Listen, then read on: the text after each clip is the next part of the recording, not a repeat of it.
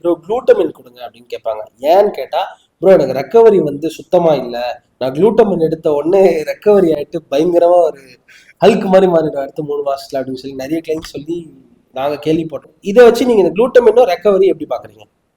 Actually எனக்கு தெரிஞ்ச நிறைய பாடி பில்டிங் அத்லெட்டே சொல்லிட்டு இருக்காங்க குளூட்டமைன் எடுக்கிறேன் மசில் ரெக்கவரி ஆக போகுதுன்னு. ஆனா குளூட்டமைன் வந்து உங்க கட் ஹெல்த்தை தான் இம்ப்ரூவ் பண்ணுன்ற மேட்டரே உங்களுக்கு தெரியவே இல்லை. ஸோ பேசிக்கா குளூட்டமைன் கட் ஹெல்த்தை தான் இம்ப்ரூவ் பண்ணும்.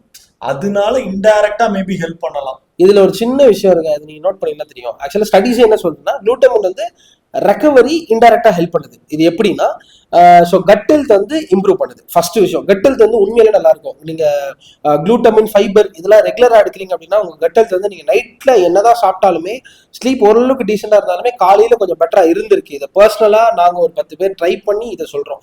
ஸோ இந்த விஷயம், ஸோ கட் ஹெல்த் பெட்டரா இருந்தாலே உங்களோட ப்ரோட்டீன் அப்சர்ப்ஷனா இருக்கட்டும், உங்களோட மற்ற விஷயங்களா இருக்கட்டும், உங்களோட ஸ்லீப்பா இருக்கட்டும், எல்லாமே இம்ப்ரூவ் ஆகும். ஸோ இதெல்லாம் இம்ப்ரூவ் ஆச்சுன்னா ஆட்டோமேட்டிக்கா உங்களோட மசில் பில்டிங்கும் வந்து இம்ப்ரூவ் ஆகும். ஸோ இதெல்லாம் வந்து ரெக்கவரி அப்படின்னு சொல்லி நிறைய பிரான்ச் வந்து வெளியிலேயே ரெக்கவரி இம்ப்ரூவ் பண்ணும் அப்படின்னு சொல்லி போடுறதுனாலதான் இந்த ஒரு மிஸ்கன்செப்ஷன் நிறைய கஸ்டமர்ஸ்க்கு வருது.